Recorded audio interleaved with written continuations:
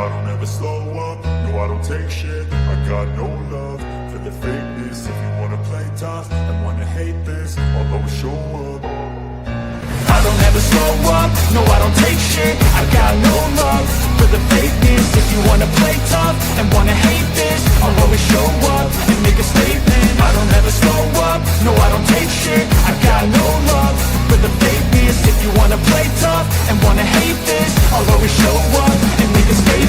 Everything I do so instinctive. Good evening, ladies and gentlemen, degenerate sleuths of the night. We gather to boldly go where others have refused. Welcome to the DT show, you salty mofos.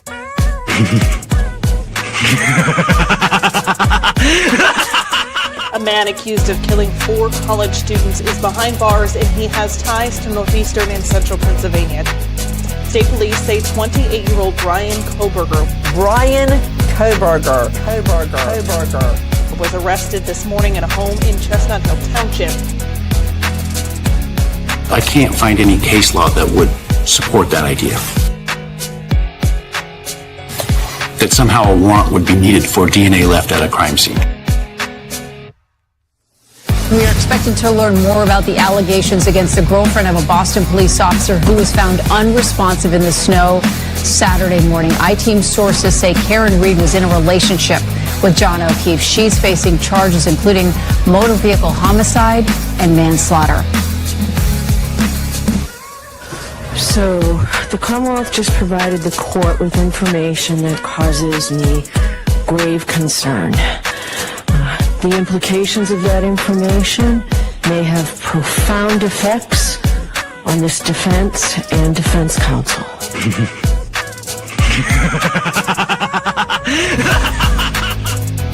So, get your popcorn ready and your choice of drink.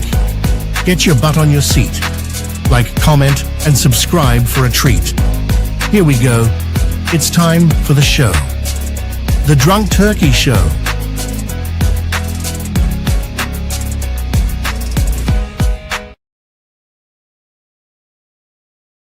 Man, that's twice I do this. And here we go. Here we are. I'm Daniel. Welcome back to the DT Show. Today we have a special guest that'll be joining us here pretty soon. Her name is Kelly. She's from the YouTube channel What's the Obsession? The link to her channel is in the description. She'll be joining us here in a moment. We're going to be talking about the 911 call. She has close ties to some of those that are in the some students that either are or were in the Sigma Chi fraternity at the time of the incident, and still talks to them to this day. And so they have an insight, they have an opinion on what the 911 call was, what was said and discussed in it, etc., etc. We'll be talking about those things, and we're also going to be talking about, but before we get into that, we're going to talk about the newest document drop that just came in. Some interesting stuff. Well, at least one document. It's not like a multiple ones. And so that's what our lineup is today. Document, and then have Kelly on. Please hit that like button. Please hit the subscribe button. Ring that notification bell. You know, hitting the like button tells YouTube that you really want to come back to this. Now, a lot of folks tell me, yeah, I didn't get notified. Well, if you hit the like button, you will. And now that I've been reminding folks that, hey, if you hit the like button, that'll tell you YouTube, hey, this notification, send it out, send it out. I've been getting told in the comment section I got notified. So it works. Hit the like button. You won't be disappointed. All righty. So without further ado, let's get into the document dump of the day. Let's pull this up real quick. I hope everybody's having a great day. Let's see. Real quick, though, before we start. Let's see. We have several new members to welcome. We have Natalie. We have Mary Ellen. We have Lori, Judy, and King Scarlet News. Thank you guys for joining. They joined us a little bit earlier today. Thank you guys. Appreciate you guys joining the membership. All right. So this is a order that just came in. It's the order denying witness testimony at April 9th, 2025 hearing. Now, this isn't something that is, in my opinion, going to be anything. Oh gosh, well, wrong button. I accidentally zoomed in on the wrong one. I got to zoom in on this one, the one I'm presenting on. Alrighty. So there's a hearing that's going to be going on April 9th, and the defense team wanted to use a couple of witnesses. Now, this was the motions in limine, and I believe this was referencing the Amazon and also the phone activity stuff that the defense is trying to. Sorry about all the creaking, guys, on the chair. That the defense is trying to get thrown out. And so let's work on this and let's see what this has to say, because this is referencing some of the defense's witnesses. It says, come before having before defendant's motion to leave to allow witness testimony at the April 9, 2025 hearing has determined that the witness testimony beyond declarations is not likely to be necessary for the court's consideration of the issues before it. The information the defense seeks to convey can be presented by declarations.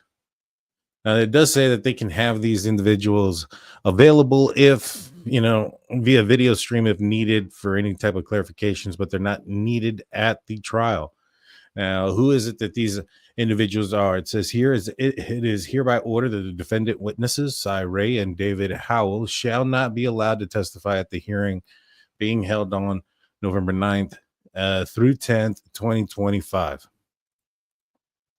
Now, I know a lot of people know who Cy Ray is. Cy Ray is a guy that was a witness for the defense that testified not too long ago. I believe this was still under Judge's chambers. And his testimony was that there was incomplete work done, that at the time it was exculpatory for Bryan Kohberger. I use that very loosely. Put his words in quotations because that's what he claimed and stated, and it had to do with the phone activity. And the other person, Dave Howell, he is an Amazon tech. So what we're thinking is, and this is what I'm thinking as well, is that Judge Hippler doesn't think that the algorithm is what had much to do with this case, right?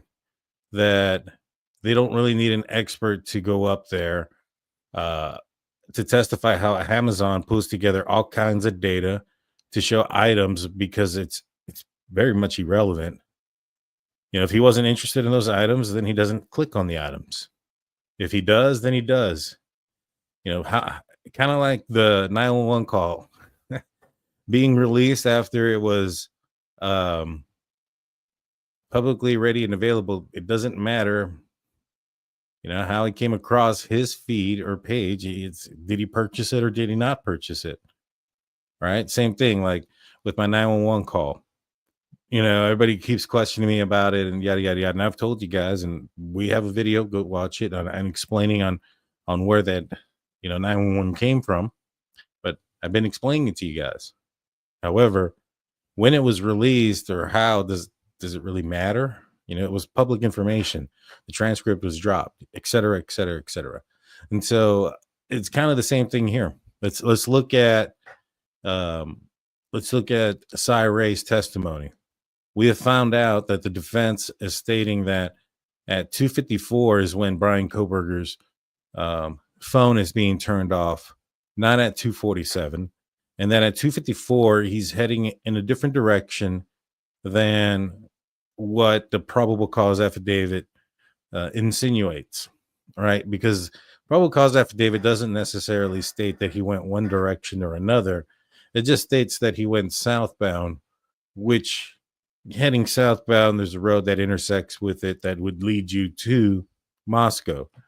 Now, we have to remember that PCA was written how many days after Bryan Kohberger's name was found, or how long did they have Bryan Kohberger in mind when they did that PCA? It was about 9 days. They got his name on December 19th. They had to find the guy, right? They finally located him. I want to say it was like the 20, because it was the 23rd or something like that, 24th, and they arrested him the 30th or something like that, the 29th, around there.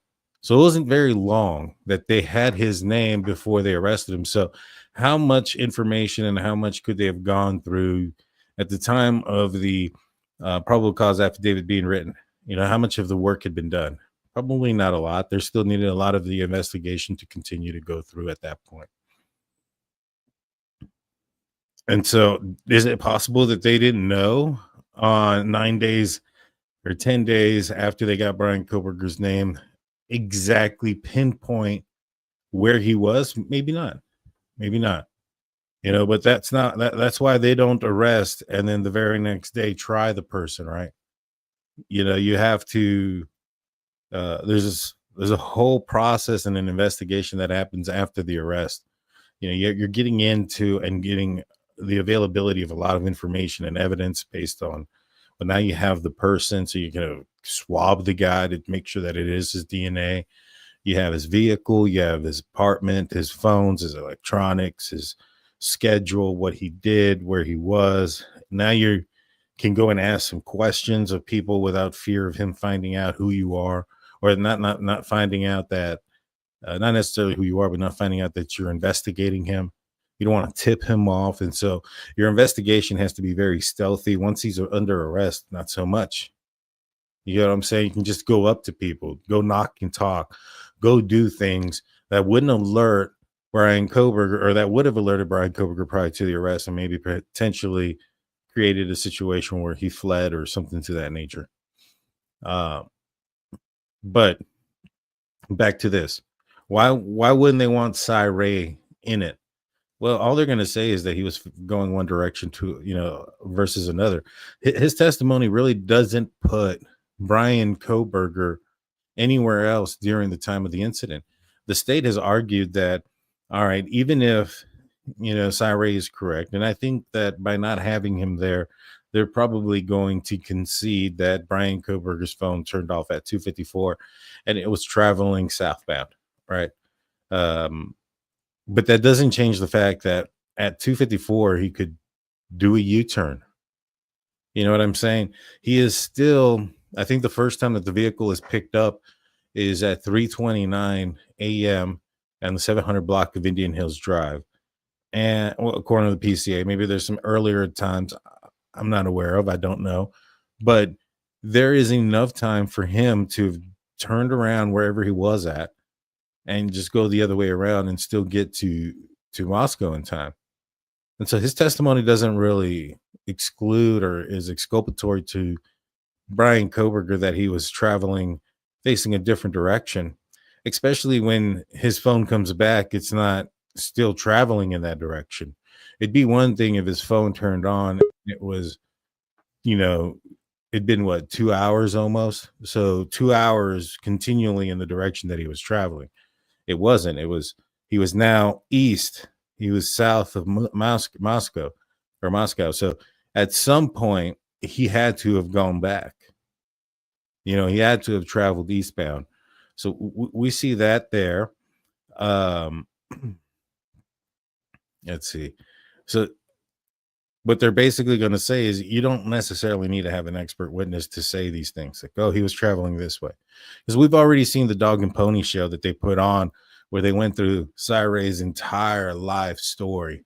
I was like, Jesus. I mean, we heard about, the time that he lost his, his pet. What was it? It was like gigapets that you just kidding. Well, we have our special guest in. Are you ready, Miss Kelly? Give me a thumbs up if you are. Awesome. All right, welcome to the show, Kelly from What's the Obsession. Welcome back. Hi, Daniel. It's so great to see you. Is my audio okay? Audio's good. I can hear you loud and clear. Thanks for having me on tonight, and I hope you and your wife and the baby are doing good. How old's your baby now? She's gonna be 2 in about 2 months. Oh my God! I remember when she was just born. I do too. Wasn't too long ago. I heard her in the background the other night, and oh my God, she just sounds so cute. I was like, memories of my 16-year-old boy who was once that age. It goes by fast. Oh yeah, no, it does. I got one that's fixing to be 18 this year. Okay. And so big age difference there, but I was the one that decided to start over. Well, I'm glad you could join us. We were just talking about the new document that dropped. Have you had the opportunity to see it? Did it drop today? Yes. Nope. But I All was right. listening to you a little bit while I was coming back, so Okay. I didn't get Okay. the full, yeah. But that's okay. I'm following along. Yes.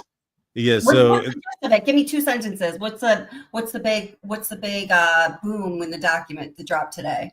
so it was just basically the flat. court denying a couple of witnesses that the state wanted to bring on. I mean, the defense wanted to bring on. One Which of them witnesses? was the Amazon click activity expert, and the other one being Cy Ray, the the phone expert, location guy. Now, they said that they can use their result findings. Basically, they don't have to bring them on to So they want explain to go to them through a the whole couple. methodology and really confuse things like Karen Reed. Exactly. And so what they're just basically going to say is, I personally don't think.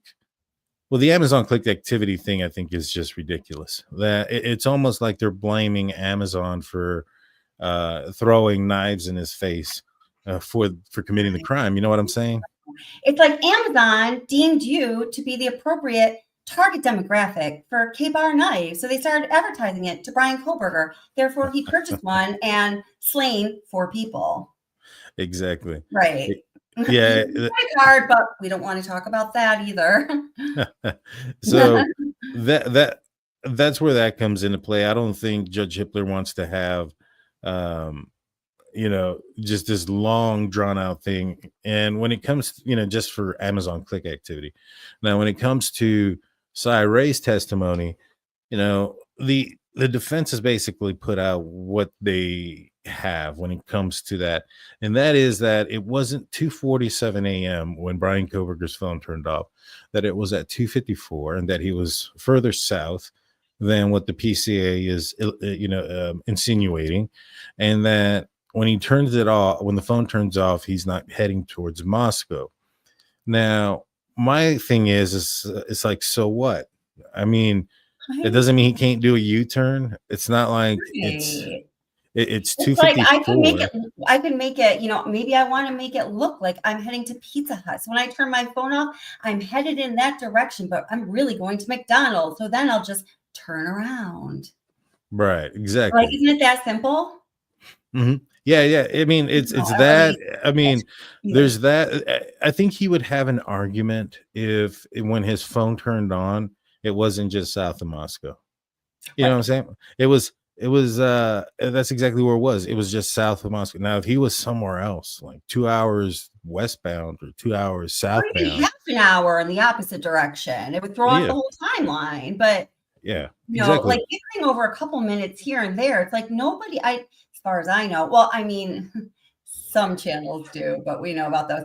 Nobody rational and logical like yourself and me claim to have a crystal ball and say, oh yeah, you know what, I know what happened every minute, from during that day up till the time of the murders and after. It's like, the reason there's an investigation and there is, what was it, like 51 terabytes of evidentiary information that could possibly be admitted into evidence if it's appropriate and relevant and allowable, admissible. That's why all that exists, because you got to put those pieces together. And this day and age, the information is out there. So shame on a criminology PhD major student who, strange. Right. And I know some people are saying point to the area in the deal where it says that they it's an Amazon K-bar knife. Well, if you look it through the warrants, that's what they're looking for, an Amazon K-bar knife. So the request is for an Amazon K-bar knife, and what they're wanting thrown out is the result. So it doesn't take a genius to put the 2 and 2 dots together. You get what I'm saying? If the warrant is for the K-bar knife, the return is going to be that which indicates the object that the warrant is seeking, because that's how the law works, right? So we may not know that at this time because everything's sealed. No. There's the search warrants that they filed where they were looking for specific Amazon, where they were looking for specific K-bar knives, and they were looking for out like like the ABCs on the wall in kindergarten. But right. When you logically put 2 and 2 together. Yeah, exactly. And so, they were asking for K-bar knives. That was specifically what it was for. And they even had the serial number and the and the model number of the specific knives that they were searching for. And what the defense wants thrown out is a result of that Amazon search warrant, which was a return for Bryan Kohberger of an item that was delivered to his house, that was purchased by his credit card. And the argument that the defense has is just because it was delivered to his house, paid by him on his credit card, that he didn't pick it up. Okay, I'll admit it. I ordered it. I had it sent to Bryan Kohberger's house. It was me. I just didn't know what I was doing. But you paid with his credit card as well. I did. I like to just go grab credit cards from random PhD students who are good upstanding citizens and would never do such a thing, and buy K-Bar knives. It's just, there's no way to make it make sense. Right, exactly. It doesn't. And when that's why I think a lot of these arguments that they have are just so weak, because when you have evidence like that, the purchase of the murder weapon, you have the vehicle, as far as it's him being owning a vehicle that's matched on what's seen on camera, his phone being off during that same time, and him admitting that he was out and about by himself, specifically during that time frame, out of pocket, not in service. I mean, plus his DNA at the crime scene. I mean, it's no wonder that the only defense he has left is that he was framed by somebody else. So listen, here I did a little math to try to just figure this out. I mean, I think the math is very simple, but just, in case anybody ever challenged me and prompted me for a greater explanation, sometimes I always say, I really like pie charts. Right. I like to look at data, and that's what I do in my career. And I just like to look at things like that. And I think it's good to talk about. So, people have questions. And if we're going to be talking about crime and explaining possibilities, give y'all as much evidence and data and pie charts as possible. So if you look at that whole area, Moscow, Idaho, including the university when college classes are in session, all of the residents in that area, faculty, staff, non-university related persons, and then the area between Moscow and Pullman. Then you take into account Pullman, Washington, and the University of Washington campus when students are in session, including the students who are seasonal, all the faculty and people are not related to the college. There is less than 100,000 people, considerably less than 100,000 people, okay? So across this, and I can't remember what the mile range is, but that would be really easy to find out. So, you're telling me that in that less than 100,000 people, it might even be less than 80,000 people. I should have refreshed myself, but I didn't. Judge, could I refresh? No, I'm just kidding. So, two people that fit the description of the person that Dylan saw inside of her house, Bryan Kohberger being one of them, who drive a white car and a Elantra in this certain date range, were both out driving around somewhere near Moscow, Idaho, in the middle of a night, stargazing, when it was a cloudy and really high dew point night. So you wouldn't really be seeing any stars. And they just both happen to be wandering around. One of them is the murderer and one of them is not. But the one who is not, the circumstantial evidence that can be found, including DNA on the knife sheath that encased the murder weapon that was found underneath one of the victim's bodies and on top of the bed where two of the victims lay, happens to have that person who didn't do it, his DNA on it. I mean, there's no way to make that work. Yeah, no, it doesn't make any sense. The numbers behind it, I think there's a better chance that there's somebody else that has his DNA than there is that all those things work in that manner for someone else. But the 911 call, it's been released. I had it for a little while. There's a little bit of controversy that's gone. I don't even know why, but there's been some. I know. I've been following it only because I heard about it first on your channel, and that I heard the controversy and the channel that's getting on you. Whenever that channel happens to be on, I was trying to give her a chance, but the way she just dogs on you and the truth, it bothers me. My son will walk in there and be like, "Mom, can you turn that channel off? I can't stand. I can't stand." That's funny. But yeah. And I in the video I made after it, I said that, before it was officially released by that local station, that you and Gray Hughes, I was aware, both of you said that you had heard the audio and I believed you. And, you know, this is just what's up, you know, and it's authentic. And I have to say, it is exactly as the two students, for those of you who don't know, it was between like a week and a half and 2 weeks after this tragedy happened. I got in connection with first one, and then another one very shortly after came on board and was interested in corresponding with me and, you know, getting in the conversation. They're both Sig Chi members, were Ethan Chapin's fraternity brothers. It's hard for me to say it that plainly because I've gotten so much backlash about this, Daniel. I stopped talking about this case altogether for like 9 months because it was even worse than the Watts case. And I don't know if you know about how bad it is with the Watts case, but it was bad. I mean, the threats, the legal threats, the violent threats. People were really passionate about holding on to the fact that they did not want the truth out, and they wanted to let the whole world know that Bryan Kohberger is a pansy and Brett Kovacs did it, or whatever the case may be. But anyway, I'm back and I'm here to stay. And I just talked to those two guys today, but we'll get back to that. But I've been in correspondence with them ever since right after this tragedy happened. At first we were talking about maybe, you know, putting out some actual real information through the channel. And then we kind of decided to hold off because the gag order, and it seemed really broad, really strict. Everybody was afraid to talk. And actually, would you mind if I bring something into the stream? It's probably about 6 minutes. It's from a video I previously put out, and it'll explain it like really well. Okay. That's it. Yeah. Is that okay with you? Yeah, that's fine. Go ahead. All right. Let me just prompt it to the point because,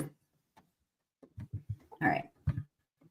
Early in the morning, earlier than the 911 call. Okay. Now, let me just preface this. So, all right. The reason these guys finally decided they wanted to speak out when they did was after hearing WSU Kim spew her spew, but particularly when there were people, and it seemed like a growing number of people, and it got back to the community at the University of Idaho and the victims' families, and specifically Ethan Chapin's family, his parents and his siblings. And this is why it's particularly disturbing, all of those lies that came out. They were just enraged about it.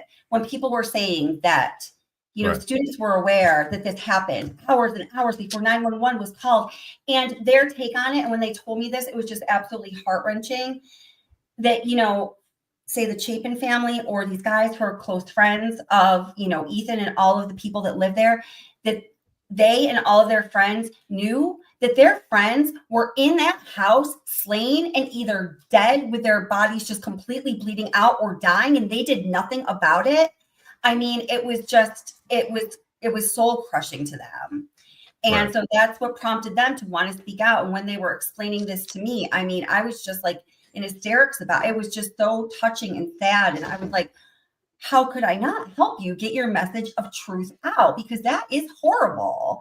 I mean, it absolutely crushed the Chapin family, because what that implies is that Ethan's triplet siblings were in that group of students who knew that he and the other roommates were in there either dead or dying. And they just stood there outside the house and did nothing about it. And that is unacceptable because it's not true. Right. Okay. So in the beginning of this, I start talking about that a little. Sorry, I get worked up on that topic. It's all right. Like to stick as tight to the facts as possible. And when we are talking about the timeline of the morning of November 13th, well, let's just start to fill it out with the facts that we know. We'll see what happens. A focus of my recent Idaho 4 content has been on what happened the morning when the world found out about the terrible tragedy that happened at the University of Idaho, and specifically who learned about it when, in what timing. For as long as I can remember in covering this case, I've been covering it since a couple weeks after it happened, people have maintained that the Goncalves family has said that they learned about this tragedy early in the morning, earlier than the 911 call that was placed at 11:58 a.m.? And the answer to this question is in the documentary that the channel Chronicles of Olivia created when she interviewed. And by the way, when we're talking about this, I cite your channel a lot too, Daniel. I just was happening to variety up here a little bit. Mm-hmm. And after this video stops playing, I just have to reboot my screen. So I'm going to be off for just like 30 seconds, just so you know. But I'm going to keep interviewed the Goncalves family. Here it is. Take a listen. Listen specifically to what Mrs. Goncalves says in the very beginning of the clip. The phone call the Goncalves family received on November 13th is... I'm sorry, I won't interrupt again. But like I was saying to you earlier, I think one of the great things about this 911 coming out and us talking about it is you have a connection with the Goncalves family, of course. And I have a connection with the Chapin Kai side of things. Mm-hmm. And I believe that what we were both told is absolutely true. And it all, comes to a beautiful, flowing confluence of truth here when we actually hear the call. So I just wanted to highlight that point.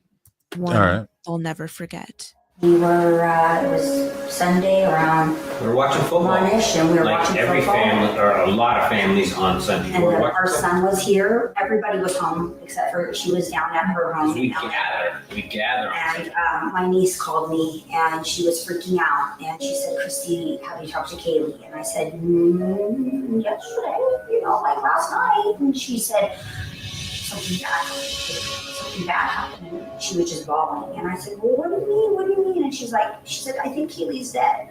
Can you even imagine? Now, first and foremost, our hearts go out to the Goncalves family and all of the families of the victims of this terrible tragedy. I think it's important, if we're going to be talking about our story, that we just get the facts straight to the best of our ability. So let's listen to the very beginning of that clip again and what Mrs. Goncalves said about the timing of the phone call she received from her niece. We were, it was Sunday around. We were watching football. One-ish, and we were like watching every football. Family. So there you heard it coming right out of the mouths of the Goncalves family members. They heard about... Sure, of course. Yeah, so I know exactly what time it was. It was 1:32 p.m. I've talked to Christy about that. Yeah. Around what time that she got the phone call. She said she got the phone call at 1:32. They went back, they looked at exactly what time it was. They were watching football. They made phone calls immediately after that. They made contact with the police department there. They weren't very helpful in the beginning. They basically told them to stay put and not to go anywhere. Even though they were kind of telling them, "Well, we don't have anything," and then they would turn around and say, "Well, we're going to go down." Steve said that they would, or Christy told me, Steve said, "Well, we're going to go down there." I said, "No, just stay there. We'll figure it out and we'll get in contact with you." And finally somebody did, and they showed up around 4, I think it was, a few hours later. Yeah, you say it right here too. Yeah, and basically gave them a card and said, call back the next day. Very, very familiar with all this. Yeah, definitely. It's all truth here. And then we're going to get to the part that the guys talked about here. In this video, I put them together because they come together as truth. And this video is from like almost 2 years ago. Okay. What happened initially around 1 p.m. on Sunday, and they heard it from their niece. Now, I've seen some people try to do interesting things with this, say, well, it was really 10 a.m. their time. Like, what? There's a 3-hour difference between like where I am in New York and where they are. Yeah, sure. But Mrs. Goncalves is not going to speak about time in terms of Eastern Standard Time. She's going to speak about time in terms of where she is in Idaho. I mean, come on now. Now, on the timeline of events of the morning of November 13th, the Goncalves family was notified by their niece at around 1 p.m. She says 1 p.m.-ish. We know that according to the probable cause affidavit, as it says, the combination of D.M. Dillon's statements to law enforcement, reviews of forensic download records of Bethany and Dillon's phones, the 2 surviving roommates, and video of a suspect video as described below, leads investigators to believe that the homicides occurred between 4 a.m. and 4:25 a.m. We also know, based on the call. Daniel, give me just 1 second because I just need to reboot my screen so I can just move this forward to the part where I'm talking about the Sigma Chi guys. Just give me 1 second. I'll be right back. All right, no problem. While she's doing that, I'll just kind of go over everything else that I was talking about. We'll go over some of these super chats. I want to thank Shawnee T for their $19.99 super sticker. Rebecca Bruce coming in with the 5 Drunk Turkey Show gift memberships. And then we have Mikey S coming with $5 super chat saying I'm at work, but listening about Floyd. I know how much you loved him. Sorry for that. I appreciate that, Mikey. I appreciate you, bro. Well, thank you. And I know this is going back, bringing back quite a bit of some memories there of going through some of this stuff back when it happened. But I feel like it's all like, okay. I feel like it's all so relevant though. And this is all coming back to current time stuff. But I think it's really important to understand the backstory of what people who are actually close to this case and had real information to provided a while ago. You know what I mean? Because I think it just gives us more insight into what's going on now. And what the truth of the matter is as a whole. Right.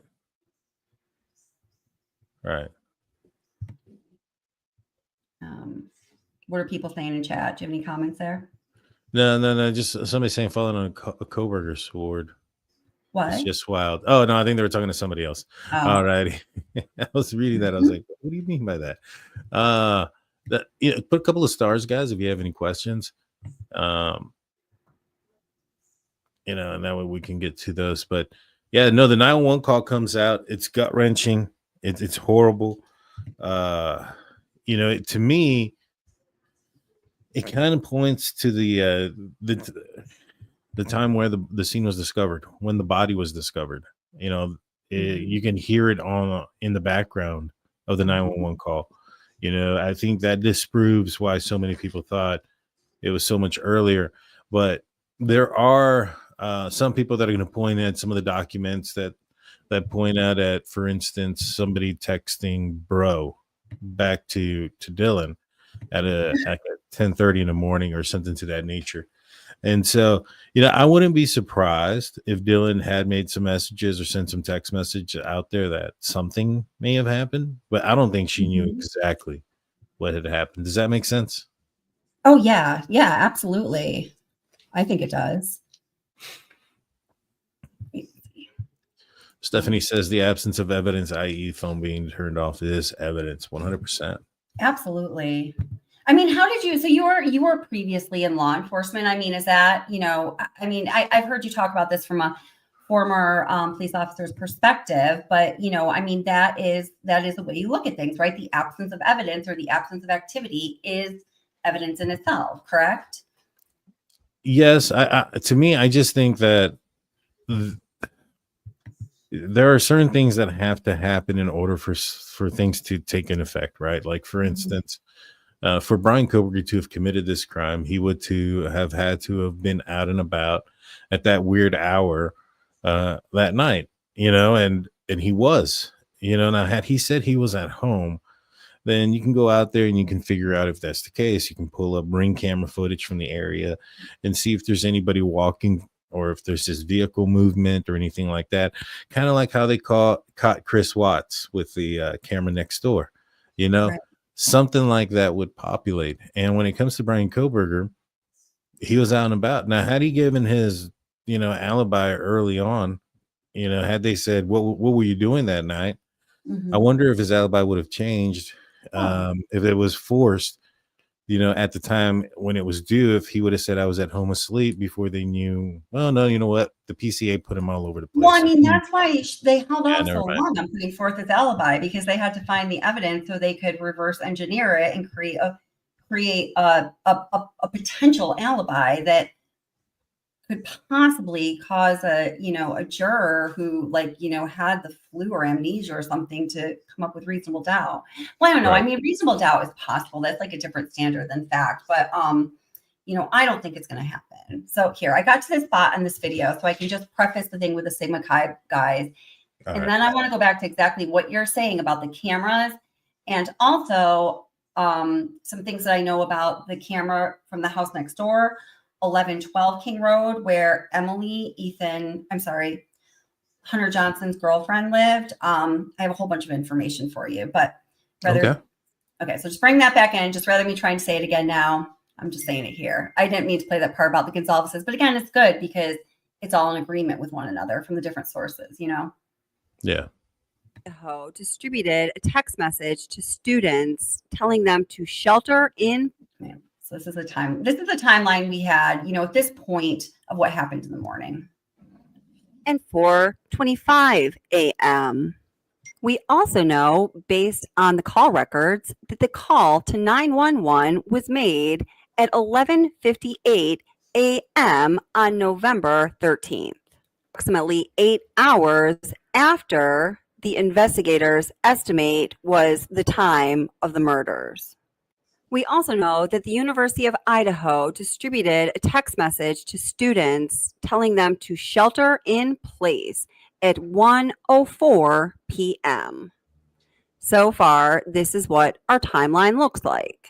The reason I've been focusing on this timeline is due to the relationship I have with two students from the University of Idaho who are in Ethan Chapin's fraternity and were good friends of Ethan Chapin, and the message that they would like to get out to the world since they don't feel like they themselves can speak due to the gag order that they are not bound by, but by the climate at the University of Idaho and within the fraternity and with other communities that they are in, that essentially asks University of Idaho community members to respect the victims, to respect the legal process and the outcome of the trial. To explain the next piece of the timeline that we have some information about, which is less concrete than these other events on the timeline, I'm going to play an excerpt of a live stream that I did over 3 months ago when I first spoke about these two University of Idaho students and my relationship with them and the message that they wanted to get out there.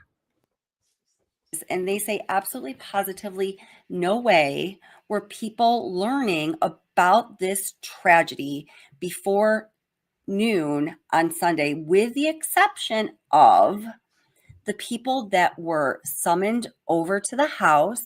So there is a handful of people, as they've described, that were summoned to the house, as Chief James Fry had told us, and that apparently is accurate. And they were sort of learning things. The people that were summoned to the house were learning things as they were unfolding along with the roommates. I think that version of events is just like what most people originally envisioned. And this story about there being calls going out earlier in the morning that alerted people to the fatalities, that is completely false. And they say that they know that 100% through and through. That's fact. And they told me to speak about this on the channel. They feel strongly that that is known. So some further details about that we can learn from these two fraternity brothers of Ethan Chapin is that the people that were summoned to the house very close to the time of the 911 call, when the people who were summoned to the house arrived at the house and realized the horror of what was going on. And unfortunately, some of those people did have to be exposed firsthand to that horror. They immediately then called 911 at 11:58 a.m. Okay, hold up. So now this is what our... Hold up. Okay. And so there's a lot of great points that she pulled out back then, you know, that are coming out to be true, that they were discovering things at the time of the 911 call. You know, that was a huge thing that you pulled up there, Kelly, back then, that came to fruition, that brings a lot of validity to what you were saying there. They discovered the bodies at the time of the 911 call. And it was a horrific scene. I mean, it really was. It really was.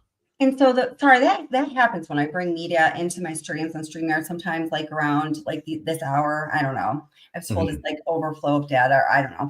Sorry about that. But that was the only point I had in playing that, is that, that was from almost 2 years ago. And I just want to, and at the time when I spoke with them back then, in saying that people had to go see that horrific scene, they were naming Hunter Johnson, because you knew that's who it was. That a lot of people knew that's who it was at that time. So I just want people to understand that the details about the 911 call, just like everything else, basically, what the Goncalveses have talked about and, told Daniel or said otherwise, with a few like mistakes here and there, because this was a freaking crazy, chaotic situation. 51 terabytes of freaking evidentiary information and all this emotion and this huge tragedy and all these people saying all these things. But essentially, as the evidence is now coming out, it's all spot on. Right. Yeah, no, exactly. That was, it kind of tells everybody that, hey, you're actually talking to who you say you're talking to. Right. Now, the 911 call comes out. I've heard it. You've heard it. There's some pausing there. There's a part there where you hear some heavy breathing. I hear somebody in the background. I'm assuming it's Hunter Johnson saying, "Xana, Ethan, it's me." And there's a loud screech noise, and then get out, get out, get out. But there's a pause there. From what I understand, I didn't catch it, but I had a lot of my viewers tell me to watch it. And I was like, you know what? I'd rather ask you about it than watch it. Did they have some sort of insight about what was going on during that time? He was throwing up. That's what they said. This is a story that I heard. Okay. So this is the story that I heard. And now that and some of these details I haven't even talked about on my channel, but now that the call is out, it's like, people can pretty much surmise this. But this is what I was told. And again, by the way, I've never spoke to Hunter Johnson. I've had some channels get really nasty. Oh, you like that I talked to Hunter Johnson? But if I did, so what? But like it's against my professional integrity as a behavioral therapist. How that is, I don't know, because I'm not trying to be a therapist to any of these people, but I've never spoken to Hunter Johnson. But these guys say they knew, of course, it was Hunter Johnson that went in there. They'd spoken to him many times. They'd spoken to his girlfriend. They'd spoken to Dylan. Nobody had talked to Bethany. At the point, I think all along since I've been talking to him over the past couple of years, nobody has talked to Bethany, actually. I'm pretty sure it's true. But they know it was Hunter Johnson. They said that he went in there. This is how it was described to me. And one thing, as I was explaining to you before, Ethan was found on the bed. And I know that to be a fact. That is a fact that's going to come out in trial. And it's a fact that I kind of hate to even bring up, because it's kind of like morbid, like where the bodies were found. But because there's so many questions, it's all to the fact of the matter and to what happened, though. And a lot of people will say, oh, well, it was Ethan on the floor, and that's what was blocking the door. And then from there, can spiral a whole bunch of crazy theories involving clowns and ladders and, designer DRUGS and mafias and cartels and, the U.S., armed forces. It's just so crazy. But he was found in the bed, and that is a fact. So Hunter went in, Emily stayed outside. So that whole time when you hear Emily come on the phone and then you don't hear Hunter. So I think I timed it. I feel like it's like 53 seconds. That is I might be wrong in that, but we could listen to it if we want to, or you could listen to y'all and time it. Emily's voice, Hunter goes in. That's the amount of time he was in there. He went in there. He saw something horrible, and it was Xana. He went into a state of shock. He got sick. He started to pass, that feeling of like you're about to lose consciousness and just trying to hang on. And so he just had to gather himself. He started to go apparently a little further in. This is what I understand. And these are very detailed details. So if they're a little off, do forgive me. And then just was like, I'm not going to go any further. He didn't even see. It isn't clear to me. And honestly, I haven't asked, because I feel like this is a question that goes too far for me. Did he see Ethan's body? He either didn't see Ethan or didn't see much of him, but he got a very good view of Xana. So that caused him to go into a state of shock. He had to gather himself, and that's what the pause is. And then I think the screech is either a scream, or I actually think it's heaving, like up. Yeah. And then get out, get out, get out. And that's exactly what what they have said all along. I mean, since the very beginning. Right. Now, so I spoke with Christy, and Christy had told me, and this is where I think our stories kind of maybe differ in a little bit. Now, I do know, I think, yeah. right. Now, I do know that Stacy Chapin, I believe, this has come over through she had an interview somewhere and has clarified that Ethan was in the bed. I can't verify that 100% because I haven't seen that interview myself. It's not, there's no interview. But that's what I had. But he wasn't, the Chapin family knows. Yeah. Right. I don't know if it was like a crime con interview or if it was something else or somebody talking, but that's what I had heard as well. Now, when I spoke with Christy, because I have no connection to the Chapin family whatsoever. I've never spoken with anybody who knows them either. I never spoke with anyone in the Goncalves family. Correct. Well, I wouldn't know. But so for me, I have. And when I spoke with Christy, what she had told me was that Hunter had told her husband specifically that during the celebration of life, that he was the person that found the scene, that he was contacted to go over, that something had happened. And he went up there and he had a struggle getting into the door. Is that part accurate? Have you heard that there was an obstacle to get into the room? This is where I think the misconception might be. I think that because you're hearing, Steve's hearing, whoever's hearing, he had trouble getting into the door, getting the door open, getting into the room. You're thinking he had trouble physically opening the door. What I think really happened, in line with what the Sakai guys told me all along, is he didn't have physical trouble because the door was jammed. He had trouble because he was starting to pass out of shock and he was throwing up. He had trouble getting any further into the house to investigate further, to actually get a good, assessment of, is Ethan doing okay? Is anyone else in here harmed? He couldn't do it. He had to leave. Like when he gets on the phone, or when he gets on the phone briefly with the 911 dispatcher, and then he says, you don't hear anyone else say anything, but then there's kind of a pause. Dylan, Bethany, you have to talk to them. I cannot talk to them. One of you needs to talk to them. He was in absolute shock. He had just thrown up. He just saw. No, I've enhanced it. I can hear somebody. Difficulty about opening the door. He couldn't go any further because he couldn't, because of the state he was in. Not that literally the door couldn't open. That's just there's two things there. Where that may be. Right. Two things. The second one, most lastly, when he says you have to talk to them, I can hear an officer or somebody say something and he says, "That's me." And then he goes, "Here, you have to talk to him." My assumption is the officer arrived there and said, who made entry into this house? And he said, "That's me." And then that's why he's handing the phone over to Bethany, because he has to go talk to the officer. Oh, okay. Now, I see. As far as the other part, my thing is if the door isn't closed, right? Now I've spoken with Howard Bloom, who's spoken to officers that have been in there. And one of the things that he had mentioned was that it was reported that the scenes were contained to the bedrooms. There's not a lot of blood going from one room to the other. Everything was contained into the bedrooms.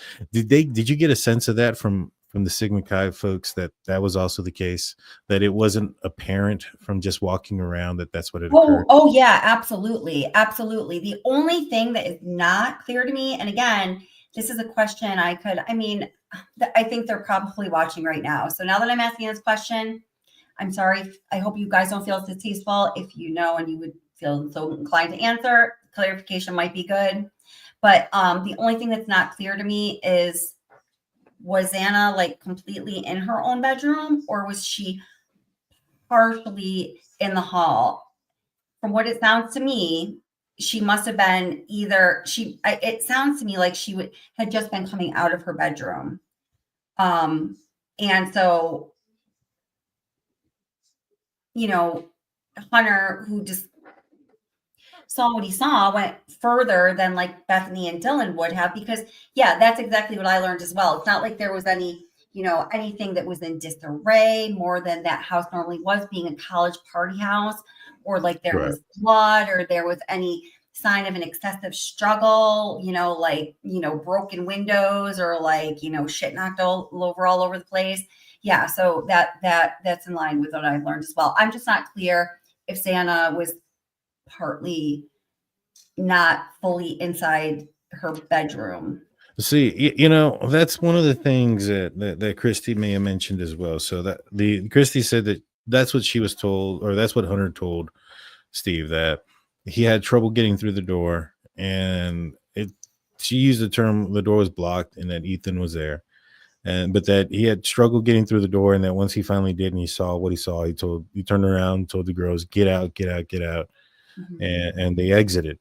But then she also told me Xana partly blocking the door, because Ethan was not. He was definitely right. But it might make sense that Xana was there. And if you think of, even though she was like a petite little girl, it's like, if there was, let's say she weighs 125, 30 pounds, I would imagine.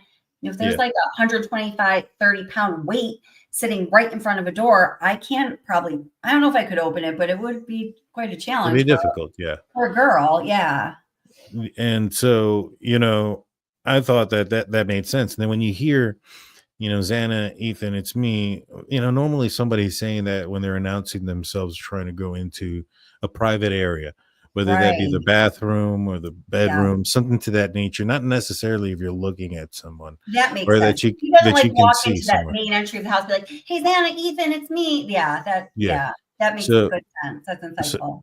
So I just think that, to me, I feel like there's probably something blocking the door. Not necessarily blocking. Let me rephrase it. There's something obstructing the visual of the actual scene.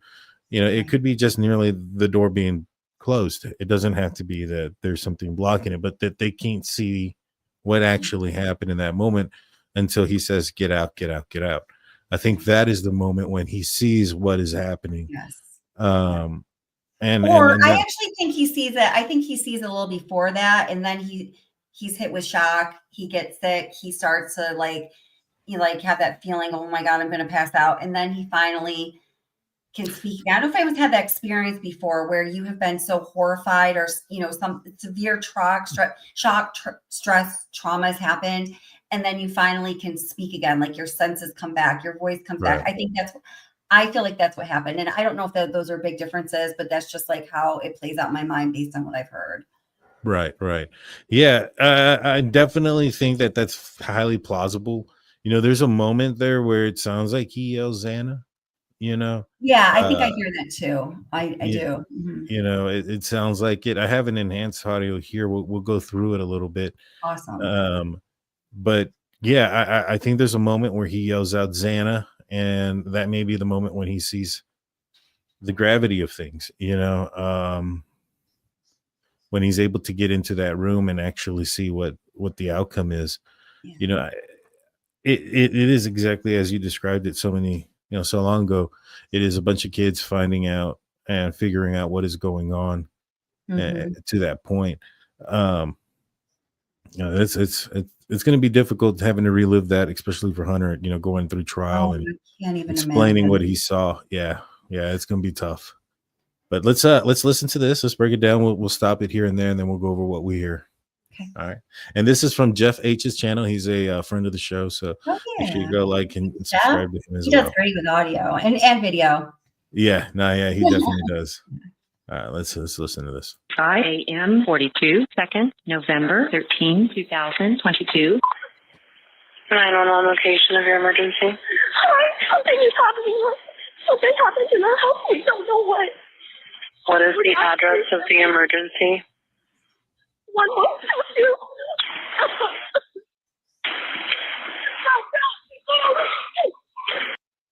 Now, this is Bethany, and in my opinion, and I want to get your thought about this, I think they're outside. I think they're outside, and I think the neighbor coming over, I believe her name is Emily. Mm-hmm. She has no idea what's going on, and I think she's probably in a little bit of denial. What do you think? Exactly. They're definitely outside. Okay. Yeah, that's what I thought. I don't think they're inside that house when this phone call is being made. Now, here, one thing is, whatever it is that caused them to be so scared that they ran outside, I still do not know what that is. And I don't think that, I have talked about this with the Sakai guys. We've talked about what we think it might be. They have some ideas, but nobody's explained that to them, a story clear enough for them to know for sure. But after that 911 call was made outside, and the only person that went back in was Hunter. The only person that went back in other than law enforcement and first responders. Right. Well, I do think that Dylan and Bethany do go in. I just don't think they go very far up the stairs. Right. Yeah, right. Because right, when he says get out, there's not much of a run. Because she says, come on, we have to go see. We have to. And I think they start to, exactly. And then that's when they meet the reality of seeing whatever's happening with Hunter, whether he's vomiting or just the look on, and then that's when things get real. Now, Karen Thompson says, what about the smell? Now, what do we know, right? We know that based on text messages that Dylan ran down to the first floor and fell asleep and stayed the night on the first floor. We know that when Bryan Kohberger allegedly entered that house, that backsliding glass door, or whoever, we'll leave it at that, right? When the intruder entered the backsliding glass door, they left the backsliding glass door open the entire time. Mm-hmm. Now, we know that because the struggle, I put that in quotations because it's just a thud and a couple of whimpers and voices, at 4:17 can be heard at the same time that Murphy is barking. And so the intruder is not going to be at two places at once. Right. And it makes no sense that if there was two intruders, that one's going to walk the dog outside, just close the door. By throwing it outside, it's going to go alert somebody. Well, anyways,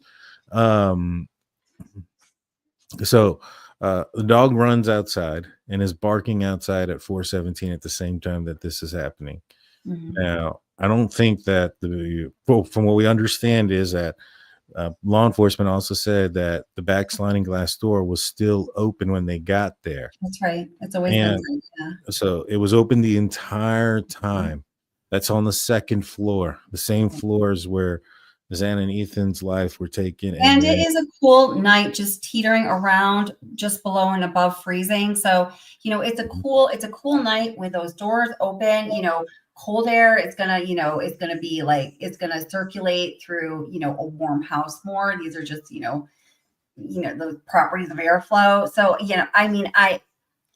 don't know. I don't know what that would smell like. I know the smell of blood is strong, but right. But the other thing is too, they were in that house when it happened. It's not like they walked into it after hours later. They were in the house when it happened, and they stayed in that house. There is such a thing as nose blind, right? So they may not have just smelled it. Now, I'm fairly positive Hunter did. I'm fairly positive he did when he was walking in. But let's continue this. What is the rest of the address? Oh, Kings Road. Okay. And is that a house or an apartment? It's a house. Can you repeat the address to make sure that I have it right? I'll talk to you guys. We live at the White, so we're next to them. I need someone to repeat the address for verification. The address, 1122 King Road. And what's the phone number that you're calling from? So this is the redacted part. What? But she says that she lives next door. Is this the 1112 residence? Yeah, right? Emily lives in 1112 King Road. That's what I thought. And that is, after this, we need to talk about the security camera footage from that house, because I've seen not the material part of it, but I've seen the quality of it, and we have to talk about it. Yeah, but it's there, and it what it does is it points to a specific time, and it points to a vehicle that is acting very suspicious, and when it leaves and when it is in there. So it's definitely the same house. I know some people were asking if it was the same. But the video, that security camera video is freaking crystal clear as compared to like any I've ever seen before. Like I think that you've seen the 1112 King Road video. Correct. Nice. It's like I wouldn't be surprised if that security camera picked up some footage that is just a shade away from being able to positively identify a car or a person driving a car. Huh. Interesting. I know that they've put out a couple of footages or pictures of the car and a couple of defense paperwork, but I'm fairly positive they found the most blurry ones to put in there. The video is remarkable. Wait till it. I didn't believe it was real at first for that reason, because I know what like my like security camera footage looks like. It's not that, but I guess they just have good quality whatever. I don't know that much about what good quality whatever you'd have, but it's clear. Can you tell if the vehicle has a front license plate or not? If you were able to see the front license plate, you would be able to tell if the car were an angle where you could see if it had a front license plate. Absolutely. Okay. Yes. 100%. Interesting. Yeah, because like I said, I know that the PCA has some image. I mean, not the PCA. Let me rephrase that. I know that the defense dropped some documents that has 2 images of the vehicle, one entering and one leaving at 420. Mm-hmm. And both images are not of the greatest quality, but right. As I said before, I'm sure the defense is going to try to find the still frame that's the fuzziest to put in there. Well, in the video, when you see other cars where you can see, the license plate area, you can almost read the license plate. Tell if there's a front or back license plate. Hell yeah! I mean, it's remarkably clear. It's insane. Mm-hmm. That's awesome. That is awesome. Well, I've never seen that one. That's the one thing I have not seen is that video. I don't think it's gone around. And again, I didn't see any. I need to be clear about this. Just be clear about this, y'all, everybody. I did not see any part of it that would be the material part that would be admitted in court in the trial. I did not see any part of it. Let's call it more a sample of the footage from a time around then, but not at the material. Not the part that wasn't supposed to be shown. Okay. I have not seen any of that part. Okay. Understood. Yeah. All right, let's continue this. Well, would you happen to have a clip of that? Me? Yeah. I am not at liberty to. Okay. All right. Yeah, you and I can talk about it perhaps, but I'm not at liberty to. Understood. Put it out on YouTube. Yeah. No problem. Yeah. I would love to.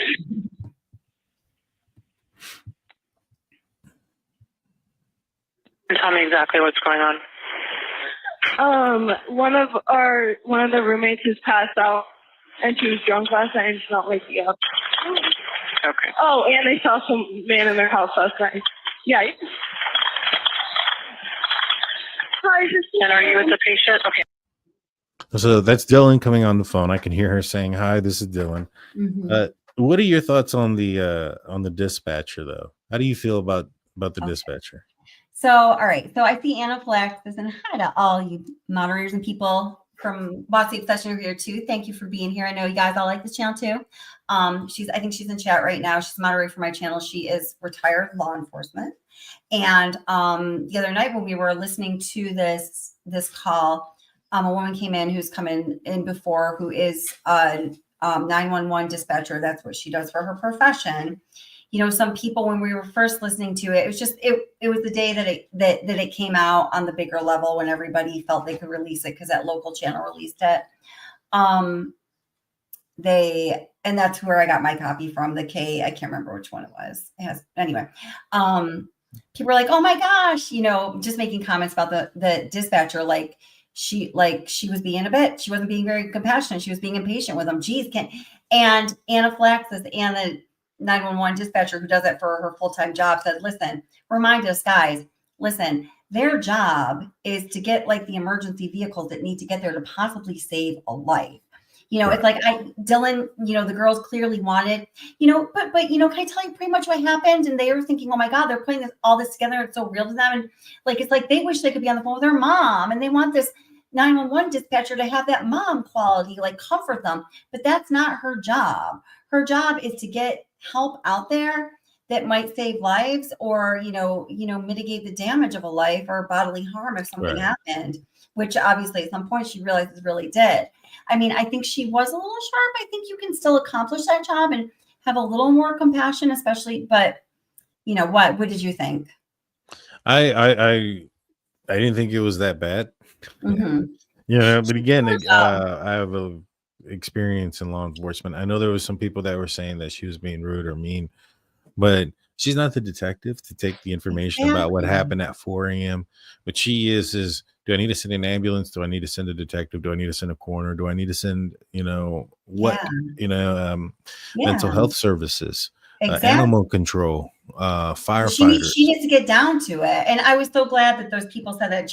Everybody, all you guys who are in law enforcement or, work with 911, everybody has said, like that's how it is. And even being on like, the trauma response team, where I work, I've had to do CPR plus training, trauma response, all that. Like people were talking about, I don't know if we want to get there yet, but we're saying, oh, it was strange that she was talking about getting a defibrillator. Like to off-campus college houses have a defibrillator. That's part of the protocol. If someone is not conscious and they think that they could still save their lives, one of the only things that a lay person might have that's not inside a hospital or ambulance that could save someone's life is a freaking defibrillator. You are always going to prompt the person to see if there is one available, because that might be the only device you possibly have access to that could save that person's life.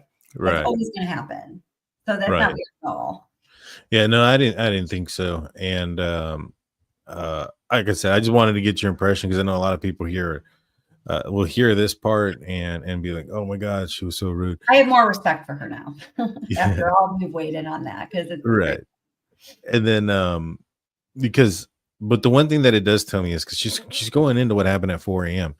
That means that, and I've said this from the beginning. Now, I've never talked to Dylan. I've never talked to anybody on, any of her people, but I've said this from the beginning that I knew that the 4 a.m., the masked person, wearing dark and clad, that information that's in the PCA about what happened of the intruder was out day one. That day, that moment. It wasn't something that had to come later, because some people thought, oh, well, the PCA says originally, which means that she must have had some other story, or, the first time or second time, or this came to her the third interview. No, moment one. And now we're hearing it on the dispatch call too, that she's bringing it up.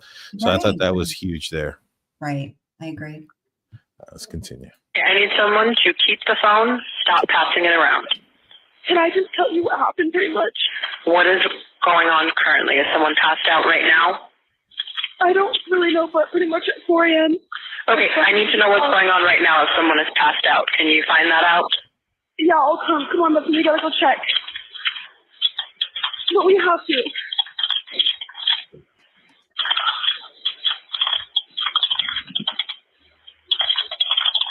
you pass out?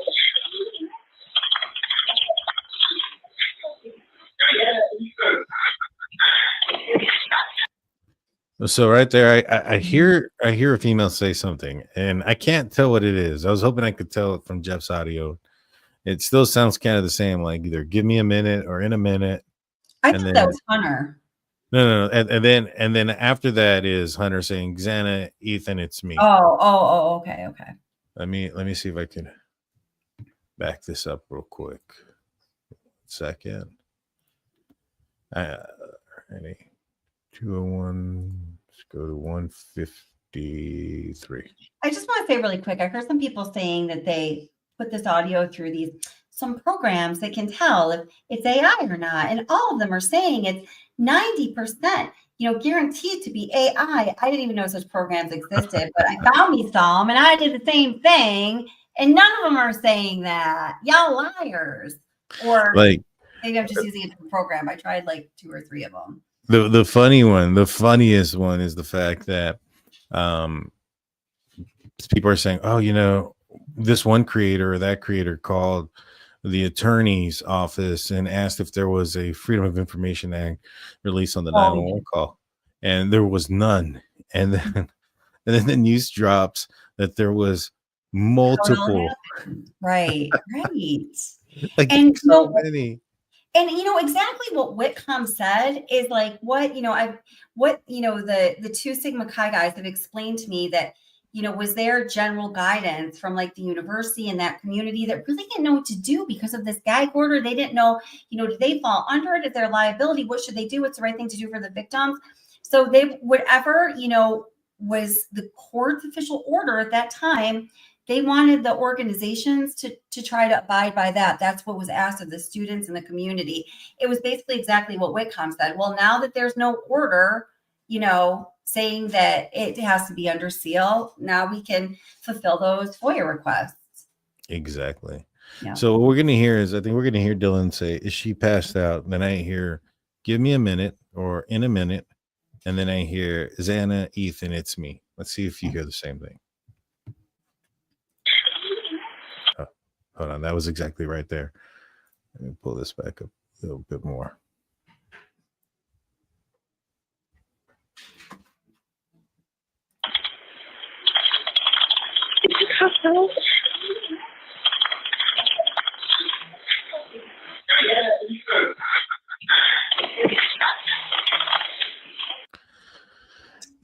I'm also noticing Dylan go, I think she realized something. She goes, she's passed out. I think she sees her. Or she sees something. I think what happens there, that's where I think is the moment, because she's saying, we have to go back in, we have to go check. Right. That's when they start to go in the house. You hear some things that are a little inaudible. Then I think that's when you hear Hunter perhaps calling out they're calling out something. And I think what happens is, because I'm what I believe from the information that has been relayed to persons who've related to me, and it just seems to all make sense and has been consistent thus far. That is the moment when she encountered Hunter after he had gone in. They were just starting to go back in. And that's when she either, based on him, whatever he was like, his body language was telling him, I just think he lost his senses. I think he couldn't talk for a few. He was heaving and like throwing up. I mean, or maybe she saw him, bent over, vomiting. And then she's like, oh my God, obviously then she's not okay. I think what she saw that was so alarming that made her start really panicking was Hunter's reaction to what he saw. Oh, that makes sense. That makes a lot of sense, actually. Let's rewind that a little bit and then we'll continue it on. Yeah, just listen to it thinking like that and see if that makes sense to you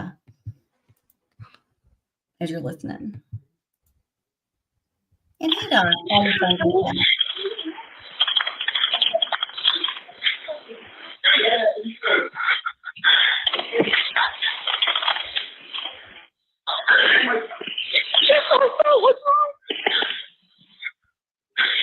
It did sound, it sounded like he gagged there, and she goes, what's wrong? What's wrong? I think she said, is she passed out? What's wrong? I think that's what I hear her say. Is she yeah, but in the background, I hear yeah, that's what I think I hear too. I hear, is she passed out? And then I hear, what's wrong? What's wrong? Yeah.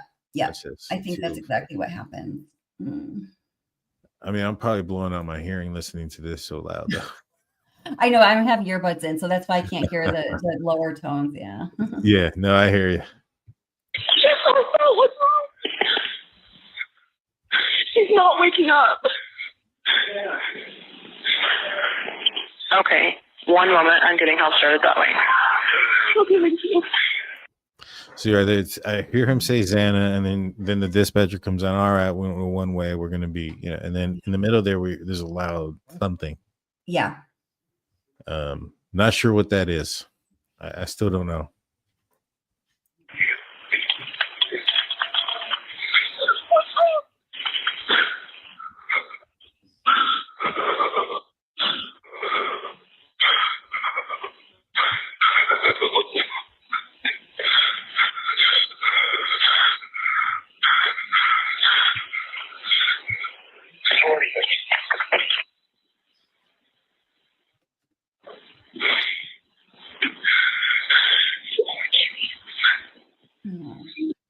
What do you think that is? Poor Kaylee. Where's Kaylee at? I've heard a couple people say a couple different things. I thought at first it was poor Kaylee, but then I've heard some people say, where's Kaylee at? Then I listened to him like, oh, maybe I'm not sure. So I feel like something Kaylee. Yeah, definitely something Kaylee, but I'm not sure. Let's see. Let me try one more time. Yeah. Where's Kaylee at? Where's Kaylee at? That's what I hear. It could be one or two. I mean, Jeff H version. Yeah, that's Jeff H version. Sure, one thing that we do know is that based on the PCA, based on the documents that have been released, is that throughout several interviews that Dylan stated that she thought it was Kaylee who had gone upstairs and then ran downstairs saying someone's in the home.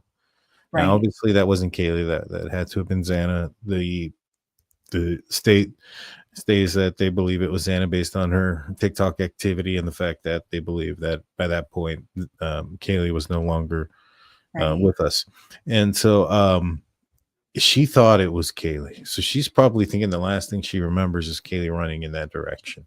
And so oh my God, this girl is she's in a state of shock right now. Her brain, I made a video about this, about, the 5 responses to extreme stress and trauma. It's fight, flight, friend, flop, or freeze. These are the classic, tried and true evidence-based responses that humans have to extreme stress and trauma. And when we go into shock and have that much stress or trauma, the sympathetic nervous system takes over and our cognition literally shuts down. The sympathetic nervous system is like, you're not going to be able to think think through this one. Okay. You thinking brain, you're going to shut down because, well, this is too big for you. I'm going to handle this. I'm the intuitive, part of, human beings that are adaptive, that keep your whole species alive. I've got this one. So I think that there's a lot of confusion for her right now because she's going into shock and her cognition is literally like in this like warp stage. And guys, I'm telling you, like, as a behavioral therapist, that's physiologically what's going on in her brain right now. That's just a fact. Right. Yeah. I mean, she's going through a lot. Any truth to anybody passing out? That was a rumor that was early on. Do you know if any of that was true, that one of them passed out? I did not hear that. The only thing I had heard was that a couple times Hunter almost was struggling really hard to remain conscious, was in that, almost passing out phase, and threw up a couple times. I didn't hear about anyone else throwing up or passing out or anything like that. Okay. All right. Let's see. All right. Let's continue this.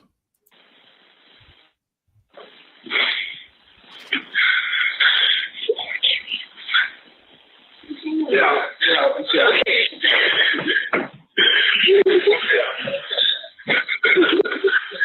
Okay, and how old is she? She's 20. 20, you said? Yes, 20. Okay. Hello? Okay, I need someone to stop passing the phone around because I've talked to 4 different people. Okay, sorry, they just gave me the phone. Is she breathing? Hello? Is she breathing? No. Okay. Bethany, the line needs you to. You see, he says, that's me. All right. Can you go back just a little bit? Because I never actually heard that before. I just want to I do that part. Yes, ma'am.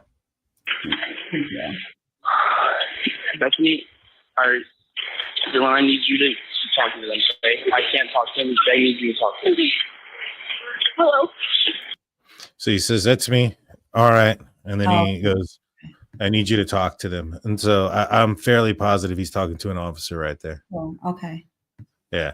And then that's when they ask about the defibrillator. And then she asks if there's one. And then that's when the dispatcher realized that police are on scene at this point. Oh, man. Yeah. Yeah. Connor Kinder. Hey, Connor Kinder, how are you? He said, oh my God, then gags. That's exactly what I hear too. That popped. That's what I hear too. Yeah. I'm going to go through some of the stars that I put down. I didn't put down all of them, but the ones that I had seen, I did. We're going to start off with Mikey's super chat for $5. Says, I can't give hate towards these girls. Sure, mistakes made, but I can't get behind anybody hating on them. I have questions, but I feel bad for them. Yeah. I get it. It's not, it's not what most people would have wanted most people to have done, right? It's not what most people would have expected somebody to have done. You see an intruder, you expect to have called 911. But to me, it sounds like there's more to that story. There's more to that context. You have Dylan, who has reported that she had lucid dreams and some some horrible dreams, nightmares more than that, and thoughts of being that, or fears that she was being either taken or assaulted, and that she had struggled with these lucid dreams. You have her waking up at 4 a.m., after being intoxicated. Now, I'm not a doctor or anything like that, but I'm fairly positive about 2 hours into your sleep is when REM kicks in, and that's when you're in the deepest part of your sleep and you're dreaming and stuff. And so you mix that with alcohol. Bethany, I honestly truly do not think she heard anything very much.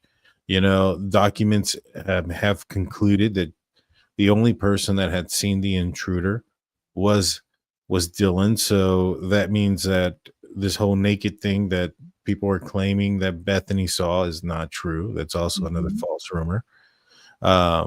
Did you hear that by any chance? Was that ever something? Well, I did. I don't know if you, I feel like maybe we talked about this, but the story that I heard from the two guys, and my channel is What's the Obsession, by the way. A couple people were asking, and thank you. Yes. Nice to meet you guys that I haven't met before. It's in the description.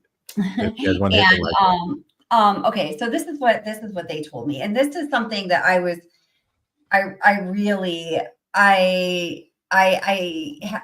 we had to talk to attorneys if I was even going to talk about this, because with the gag order was so, I just think at this point, I think it was frivolous, a little unconstitutional, kind of obnoxious, like looking back at it now. There was just like so much confusion about it. And listen, it wasn't like, I need to make sure, well, of course I don't want to get sued or anything, but it was more like, I really would feel so horrible if myself and these two guys, decided on our own to do anything that, in any way would have negatively impacted any prospect of clean, pure, swift, and complete justice, because we didn't think about it, because we're not attorneys or whatever, Right. So, but finally I did tell the story. So, and I still believe this is the case. Now, I know that those texts between Dylan and Bethany came out, and I believe that's just part of them, because those are the ones that the defense does not want to go to trial under hearsay, right? So, this is what I was told. Dylan saw this figure, as she describes it, right, inside the house, okay? It's sometime right around then, moments shortly after Dylan sees that, Bethany's on the first floor, facing out towards that parking area, right? She sees out her window somebody coming down the more open side of the house. You know what I mean? The more open side of the house, where there, I don't know, where there's more space. I've like documented, see someone like coming down there, and then, where the ladder was. Yes, exactly. Thank you. Perfect. Like he was coming from around the back sliding glass door area, right? Okay. And then see them coming around the house, and then, cutting essentially through, like diagonally transversing through, that parking area, walking, across the parking area, and like down, like down, I'm talking about the hill, rather than, a lot of people, believe that he had parked up in that cul-de-sac area. I do not believe that, based on what I learned from these guys. I think he parked down in the other direction completely, actually, because, they feel very strongly that they, now again, they have talked to Dylan, they've talked to Hunter, they've talked to Emily, they've talked to all those people who were involved in that 911 call. They've talked to all the victims' families. Neither of them, and as far as they know, nobody has talked to Bethany. So they're telling me this, is what they're saying is this is common knowledge in the university community among students, and among students particularly who are close friends with the victims, who actually know what's going on. But with that being said, they all say none of them have talked to Bethany. She just left, and she just doesn't look back. We can understand why, I'm sure. That's what they say. But that people know, that it is known that this is what she saw. So Bethany seeing this outside her window, being on that first floor, this person clad in black, I don't think she was all that alarmed. I don't know. She may or may not have been alarmed. This is unclear. What made her alarmed is her looking at this, and then Dylan calling, going, "Oh my God, I saw somebody in the house." And she's like, this is what they're wearing. And either as Dylan is describing this, or if Dylan is describing this person matching the exact same description from Bethany's perspective, except she just sees the side and back of him instead of like his face. She wouldn't have seen his eyebrows because of the angle he was walking at, right? Bethany is seeing or had just seen this same person, is thinking, why is this person, walking like on our property, like so close to, like my bedroom window at this hour of the night? People be walking around at all hours of the night. It's college party town, it's a party house. But she felt like that person was really close to the house. Like it was weird. It did alarm her. But then Dylan calling, then she was like, holy fuck, oh my God. Then they started to really freak out.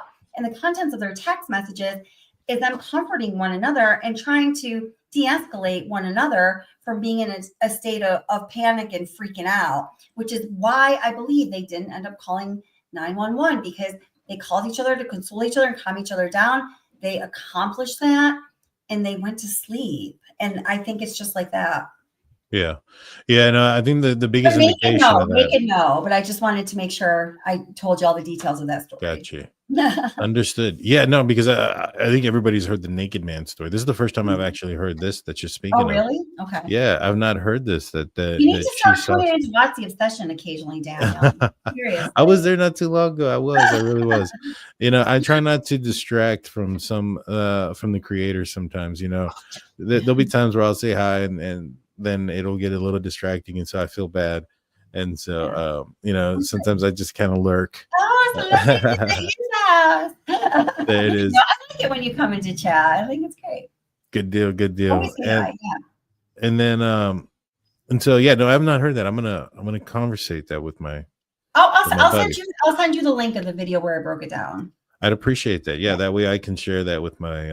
I tried to tell the story a couple times, like during live streams. They ended up being really long, and people were. Oh my God, they're like some of the nastiest comments I've ever gotten because they were so disappointed. Because I don't think I've ever been more nervous to present anything on YouTube. In fact, I'm sure of it. Actually, there's something in the Watts case that's actually a little current, but I was really nervous. Like I almost couldn't start the live stream. I was kind of like panicking. And so I couldn't get the information out. So then finally I had to make a video that wasn't live and then put it out like that so I could get you. And I hear you. I mean, I do the same thing sometimes. Yeah. There's times where I'll just clip it out where I've said it perfect. Like I'll be honest with you. That's going to be one of the things that we're going to clip out. So those that are listening to the clip, like and subscribe. Someone just said, Sonia D said, but do you have receipts on that, Kelly? So Sonia, I just would like to answer this if you don't mind. So what I can say to that, and what I've said before on my channel is, when the videos that I have out that have information from these guys, I think they're pretty clearly labeled. Now, listen, people, I'm honored that my channel is I'm just going on, it'll be 4 years next month.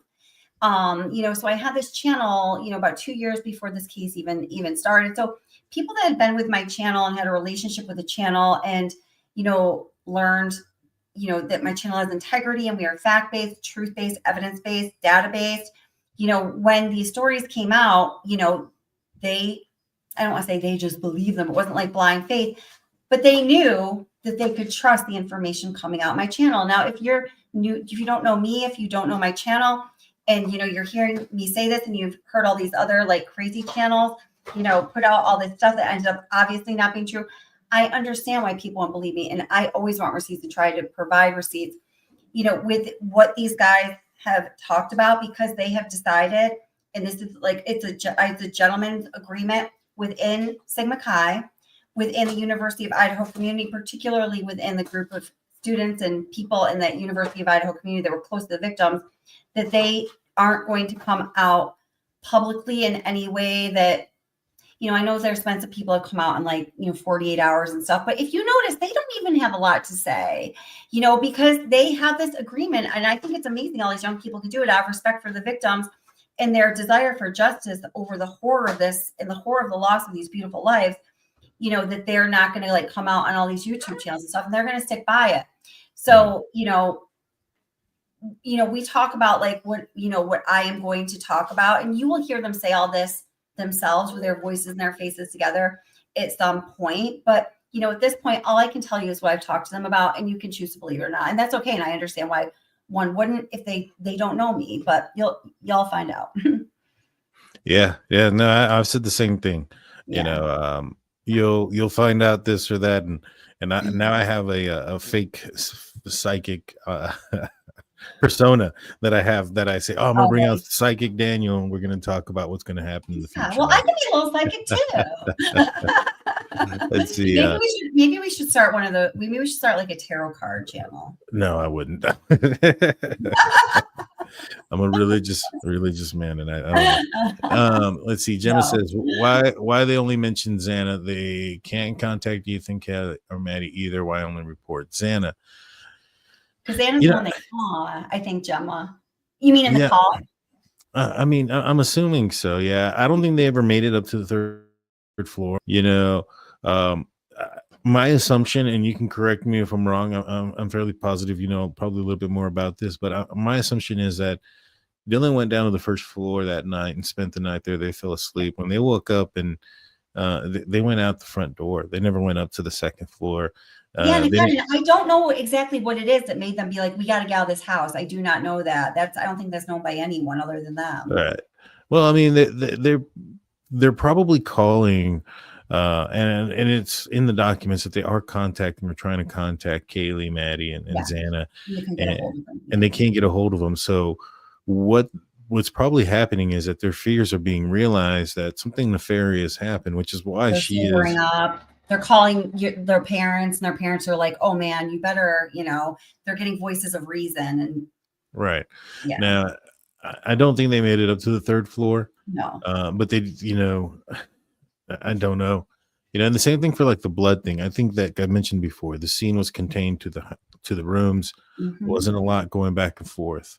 Announcing yourself definitely makes me think the door was shut or mostly shut. And the knock. That was good. I think that was a good, putting things together. I didn't even think about that. Blackhawk says, Daniel, the pullover at WSU campus was something above Brian's panel that makes the car unique to the other Elantras, the big scratch. Mm-hmm. I mean, it does, but is it going to be visible? That's the part, right? It might be on the 11-12 footage, because man. I mean, how big is the scratch, though? I mean, to see off of you know what I'm saying? It's got to be a huge scratch or a dent, in my opinion. That would make it seem that way. I just hope we can see bushy eyebrows in the car. Just throw me as I've sent you that clip. I'm sorry, Angel. I've probably seen it, to be honest. I've seen so much. So much. Asked the wandering orphan to elaborate on Pullman PD telling her Kopeka is involved. Receipts. No idea about it. That I don't think Kopeka is involved at all. Going through here, seeing if I see anything, questions directed towards us real quick. Yeah, I had heard that that whole naked man thing, and then I saw the document, though. It said that only Dylan was the person that saw the intruder, so I thought that made it interesting. But from what you're telling me now, that's... Wait. What was the document that said only Dylan saw the intruder? Let me pull it up quick. Let me see if I can. Oh, Angel D was the one that said that. Yeah, keep sending him clips, Angel. He'll smarten up. I know it's in my Discord. So guys, new members especially, go make sure you hit the community post so you can check out the Discord. I have to join that too. I just am not familiar with Discord. I'm a little intimidated by it. It's not too bad. It's just another place for people to talk and chat. Man, there's some new stuff that's in there now. That's going on. If you don't know off the top here, because that caught my eye too, because of that information. And, as I've said, this is just how I just told you. I like, if, that turned out to not be true. And I do not think that, I truly, absolutely don't think that's the case. I would want to be able to I want to get ahead of it, because I don't want people, I want to figure out why that information was given to me. But then I remember, reading it a few times. I don't know. I can't remember clearly, obviously. So yeah. I'm not listening to anything. Let's see. Oh, someone says Bethany has been in Vegas with photos with Dylan and the other girls from U of I. So that's not true. Okay. So so I said that nobody had talked to Dylan. Maybe has talked to Bethany. I haven't talked to Dylan. So you're right. Maybe Bethany has talked to Dylan, and that would actually make sense. I mean, they were good friends anyway. And now, I mean, they're bonded for life, Right. So yeah. So I mean, I know like none of the Sakai guys have talked to her. Maybe Dylan has, yes, but other than that, certainly no one else has. Hunter hadn't, according to them. And so, Right.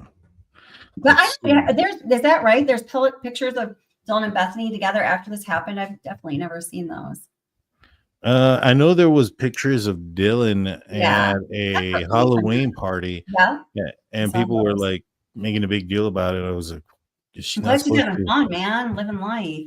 Right. I mean, She deserves it. She's exactly, especially after 21. everything that she went through. Right. I mean, that's 100%. super healthy. Good for her.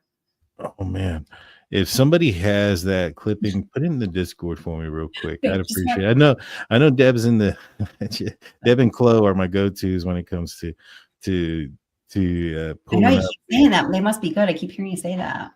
Yeah. So No, somebody asked, has anyone confirmed that Bethany was actually in the house? I heard she was in a hotel. She was in the house. So I heard she's in a hotel. I've never even heard that one. So this is why all this stuff here, and some of it is just harmless. People speculating about what happened. I think that there are definitely some channels out there. I mean, two, particularly 3, 4, maybe come to mind who intentionally make stuff up and then try to, things are done to try to bolster that false information, and it's all for their own glutton and greed. So y'all watch out for that, because you don't want to be feeding someone else's glutton and greed. But there's so many things said out there. I haven't even heard she was possibly in a hotel. But this is, I think it's just all the better that, like, that might be a harmless, falsity or rumor. But some of the stuff, like all these people, including the fraternity brothers and even Ethan's siblings, knowing about this hours and hours before 911 was called, that is freaking vilely hurtful. And like those kind of rumors need to be extinguished with the hard facts and truth, MRFers. Yeah, no, I agree with you. I definitely agree with you on that one. Man, I'm gonna have to go through it. I'm not sure. Yeah, don't worry about it. Don't worry about it. I was just yeah. I was looking for it right now, seeing if I can see it, but no, I don't have it. But yeah, no, there's a specific document that states Dylan is the only person to have seen the intruder that night. Okay. And that one, I was just kind of like, okay, well, there goes the naked man theory. But yeah, I think I heard you say that. You were talking about that on live stream recently, right? Yeah. Because I was what's the word I'm looking for? I had heard about this, and there was this specific attorney, a defense attorney, who had put out there that he had read about this in some sort of document. And I was like, what document did you read? And he's like, the document that I have that you don't have, or something of that nature, right? And I was like, okay. And I was like, he was very, very confident in the fact that there was supposedly a naked man that was seen. And I was like, all right, well, shoot, maybe he's right. Maybe I'm wrong, But I was like, I don't understand how that's exculpatory to Bryan Kohberger. I mean, he can take his clothes off. It's unless she's, describes somebody completely different, height, weight, race, things of that nature are completely off, then maybe you have something there. But if all she says she saw was a naked, white guy outside, and I'm not sure there's I don't get where it's exculpatory. He can take his clothes off. But I'd never seen any documentation on it, never heard about it. And outside of that rumor that was started, I don't know if it was started there or not, but that's where I heard it from. And I was just kind of like, all right, well, I guess the guy was lying after all. That was one of those things that was being said, like kind of contemporaneously to the whole WSU Kim shenanigans. I got your number, girl. Don't you worry. So we talked about all these, like, fleshed through all these things, or joked about them, or they vented about them, depending on which one it was with these guys. And I mean, this is something that has come up now. It's kind of obviously, well, it's a joke now. They say that nobody, like, in their inner circle, like, nobody has heard that. They're like, that is a YouTube thing exclusively. So yeah. Wherever that started, you can probably identify that channel as being one of those that makes things up for, what do we say? Click the views. There you go. Jim asks, Do you know when Macy and Hunter C arrived? Was it at the 911 call, after the 911 call? When did you know when the brother and sister arrived? It was after that. It was Hunter arrived shortly after that, and then Macy was contacted thereafter. So I don't know what time period after, because one of the things that there were a couple people that were starting to get a little worried, like just before, like a time not too long before the 911 call was made, meaning not 7 or 8 in the morning, because, all right, so, in fraternities and sororities, I was in one as a Delta. Can I help you? Try when I was in college. And you have to stay in good standing with the Panhellenic Council, which is this like national overseeing body, and also with your own university. Why is that? So you can get funding, so you can do all the fun things that are a lot of the reasons why a lot of people do join fraternities and sororities. Go to socials, do fun things, go, take vacations with your fraternity and sorority that's paid for by in part your university and part the Panhellenic Council.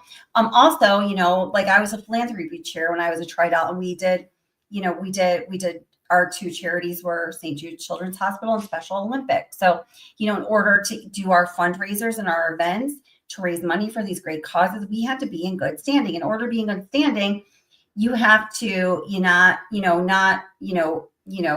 break the health and safety rules, like have a lot of incidents of, your people going to the hospital because they're being hazed or there's too much drinking or something. And you also, equally of weight, have to be in good academic standing. So every Sunday, a lot of the fraternities and sororities, Psi Chi was really big on this because they are a fraternity that is known to have always been good academic standing. The members of their fraternity are usually scholastically adept. They do well. They have like these study sessions, and they're mandatory. And then when, the new pledges are coming in, like the older guys, they'll have like their little brother or whatever. They have to be there for them. Nobody ever misses them. It's like church for them. It's a Sunday study session, so they can stay in good academic standing. It's really strict. You have to be there to be on time. You have to do your duties. You have to study hard. You have to get good grades, and then you can party as hard as you want. It's like kind of a mantra of theirs. So Ethan was supposed to be meeting for a study group for some big thing that they were getting together for, that it was going to have a big consequence coming up very soon.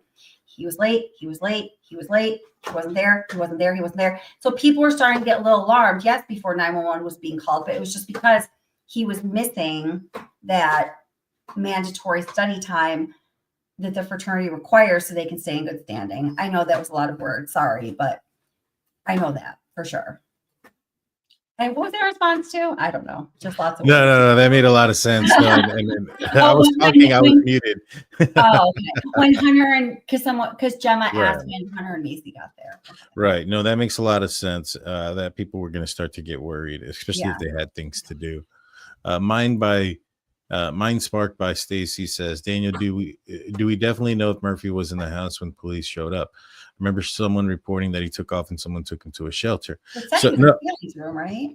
He was in Kaylee's room when police were there. He was on body cam footage. Police took him to the shelter and had him there until I think it was like the next day or 2 days later or a couple of days later when. Did they try to process his fur first? Did they process him for? I have to ask about that, but if I remember correctly, I think they had asked to see the dog after the fact. Because Ann Taylor made a big deal in the January 23rd, 24th hearings about how, Murphy didn't have an ounce of anything on him. But right. First of all,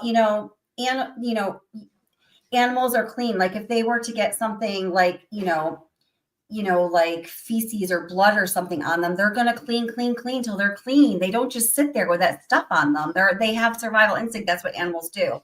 So anyway, but she made a big deal about how there's no blood or anything on Murphy. But the way that I had heard Murphy talked about how the cops just showed up and took him, right to an animal shelter, it doesn't even seem like they processed his body is, being something that was in that house when the horrible crime happened for evidence. Yeah, it may not have been something that they thought of initially. But Ann Taylor is trying to use that as like a point, though. And that was why, Right. Yeah. No, yeah, no, no, she definitely is. What point she's gonna make, we'll see. I know. Just trying to do whatever she can to save her client from the death penalty, like she's supposed to, I guess. I mean, she's doing what she's got to do. Yeah, exactly.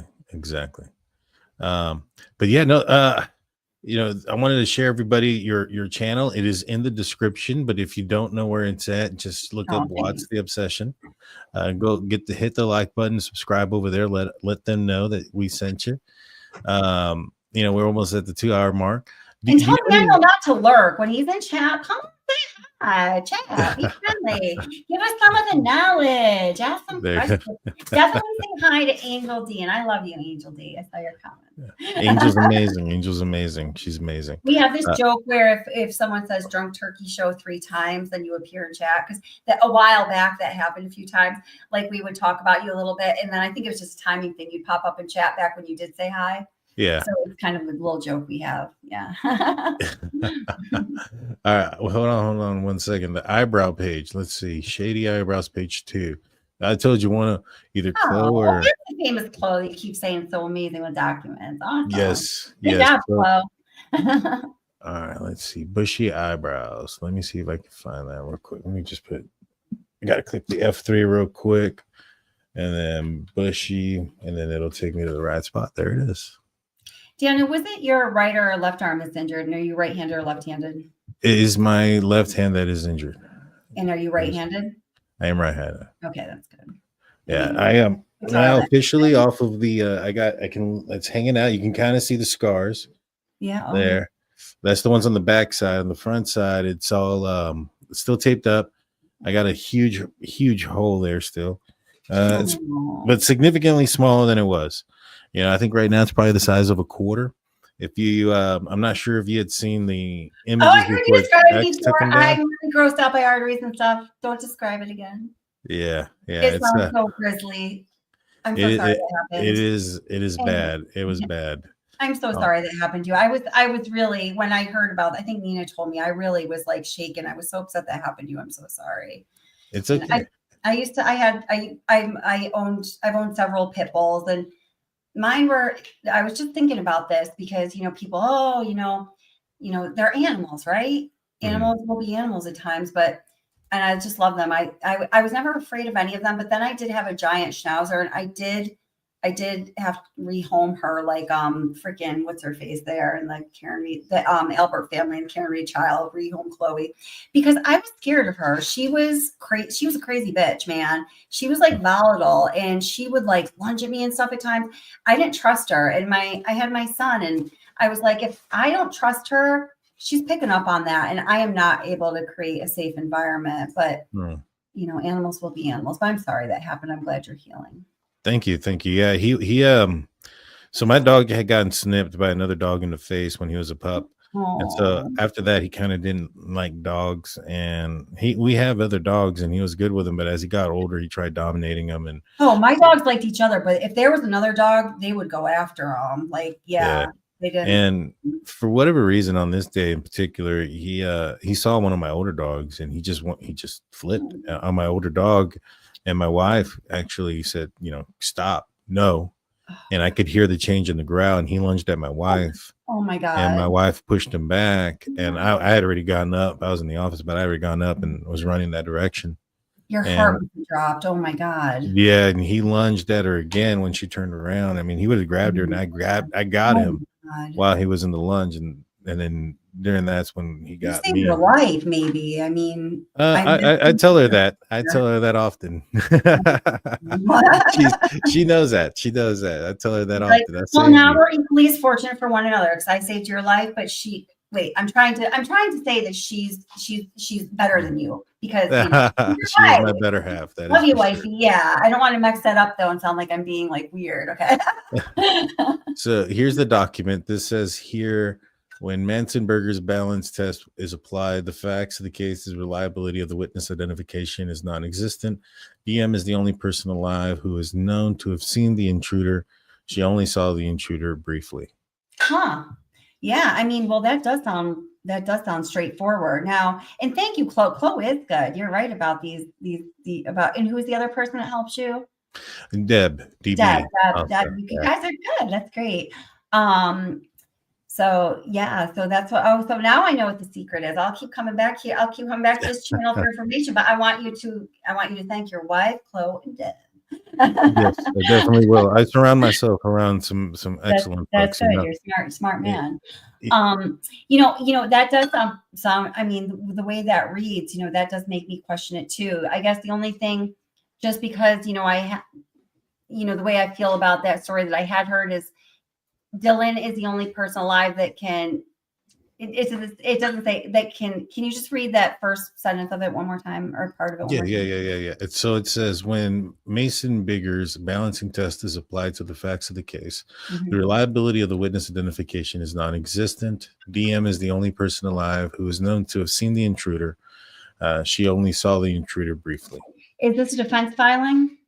This is a defense filing. See, so I don't trust that accuracy. Then I just don't. I feel there's been fact. I am shocked at the amount of, in my opinion, allegedly factual inaccuracies that have been in the defense filings. I didn't realize that we allowed that in pretrial proceedings. Maybe, I don't know, but yeah. See, I just can't. Now that I know, I don't know what I was thinking it was. If it was. Defense file. They've been funny with they use those funny words and that funny math, and they have all along. And so I agree with you on that one. I definitely I agree with you on that one. Let's see. One last thing. Turquoise goes, I give Daniel a big hey, you the man. I had an operation on my arm and had a and much smaller, but it looked like is because my screen graft didn't take. I got terribly painful and I lost feeling in my forearm too. I can't. I look like I have a awesome follow through on a 3-point shot because I can't keep my hand. So my hand kind of does that number. So I look like I have an amazing follow through on a 3-point shot. But I actually got physical therapy coming up. I think tomorrow, and so occupational physical therapy. Has it been effective? What's that? Has it been effective, or do you feel it has? I've had in-home physical therapy up to this point. They told me that they can't do any more, that I need to go into the hospital now and really focus on it. But now that the swelling is significantly lower, I have way more feeling in my fingers or movement in my fingers. Yeah. I have a nerve test in a couple of days. They moved that up. That was supposed to be on the 2nd, but they moved that up. So yay me, I get to go through that pain in a couple of days. Yeah, and so we'll see how damaged the nerves are then. Hopefully not too bad, and hopefully I can. As far as the wound itself, it's all but done. I'll now that it's not as gruesome, maybe I can put some pictures up there, because YouTube, Twitter, X, everything I posted. Amen, man. Even when you were describing that, I had to mute. I couldn't. I'm really queasy about that kind of stuff. I mean, that sounds freaking horrible. You're lucky you're alive. I am so sorry that happened. Oh yeah, he hit an artery, and my arm. I mean, my house looked like a murder scene, which is like.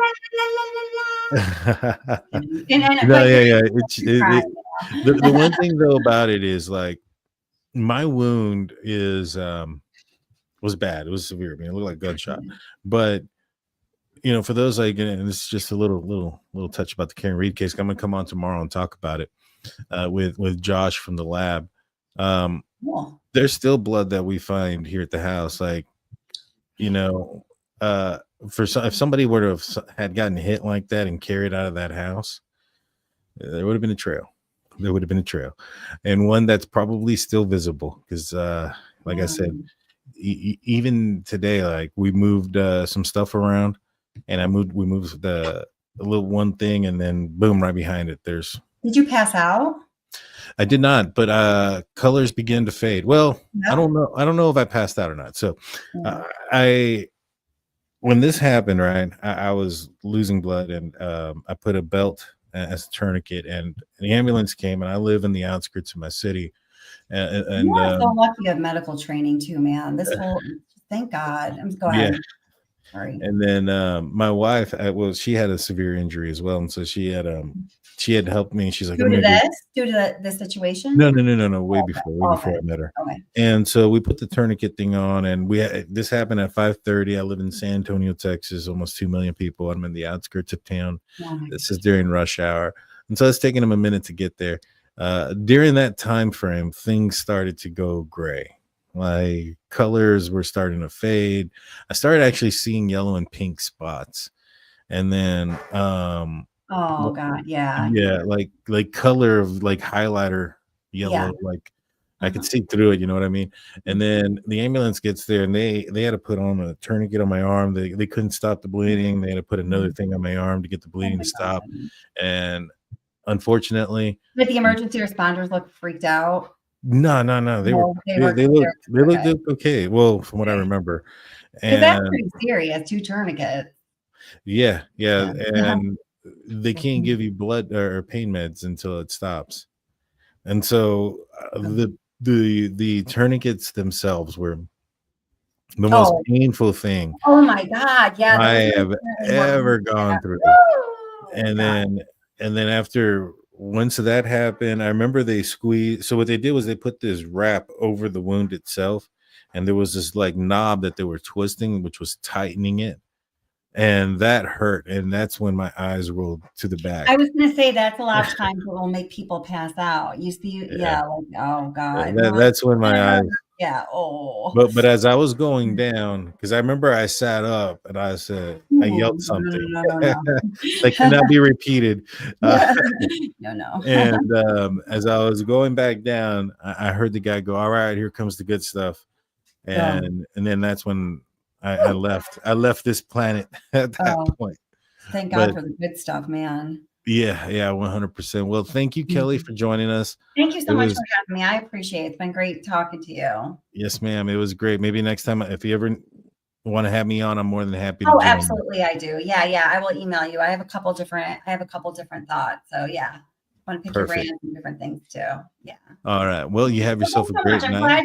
I'm glad you're doing okay. And like I said, I've been watching your channel recently, and I really don't watch a lot of YouTube. I just think you have been doing such a great job. You know, I know you said to me you didn't really change anything. I don't know. I just think you've been doing a great job lately. So I want to commend you for that. So thank you for doing that, sticking to the truth and facts, and being a champion of justice for these victims. I appreciate that. And thank you for the session award. I appreciate that. It's my first award. I'll take it. Well, everybody else, you have yourself a great night. Please hit the like button, hit the subscribe button. Go check out Kelly and watch The Obsession on her great coverage, not just on Idaho 4, but also on Chris Watt's case. So with that being said, we'll see you guys. And other cases too, Daniel. I'm trying to get out of the niche I put myself in. There you go. Well, guys, you have a great night.